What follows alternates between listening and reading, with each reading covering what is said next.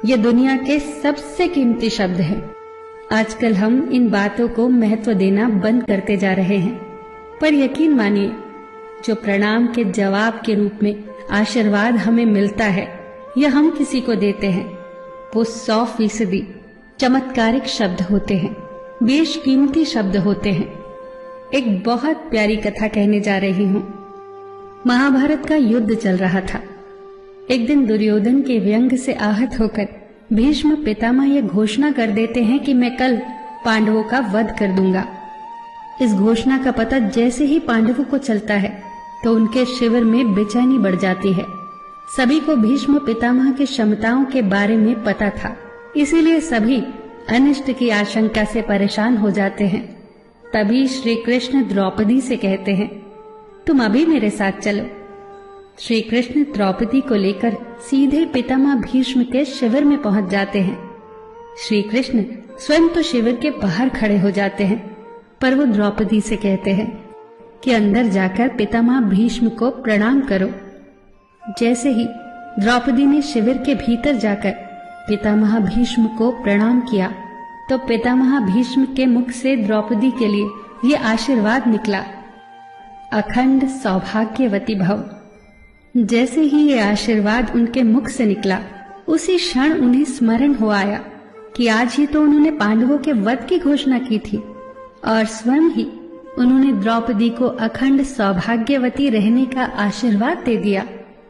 फिर पितामह भीष्म ने द्रौपदी से पूछा, पुत्री, क्या तुम इतनी रात को यहाँ अकेली आई हो या तुम्हें यहाँ श्री कृष्ण लाए हैं?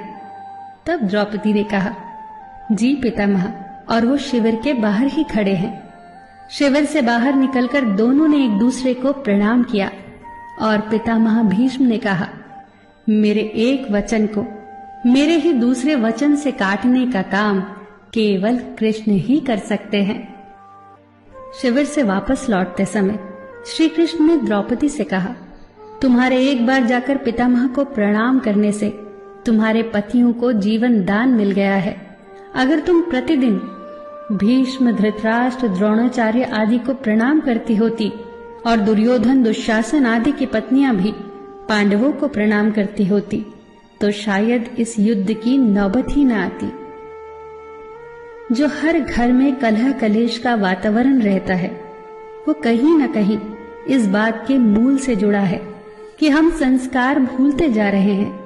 हम जाने अनजाने अपने बड़ों की उपेक्षा करने लगे हैं। याद रखना कि हर चीज पैसे से खरीदी नहीं जा सकती, और ये भी याद रखना कि हर बात का जवाब गूगल से नहीं मिलता। उसके लिए बुजुर्गों के पास भी बैठना पड़ता है। शरीर की खुराक के साथ साथ हमारी आत्मा को भी खुराक चाहिए, जो संस्कारों से हमें मिलती है। हम भूलते जा रहे हैं आशीर्वाद के महत्व को। आशीर्वाद एक कवच की तरह होता है जो हर बाधा से हमारी रक्षा करता है। कितनी सुंदर बात कही है किसी ने।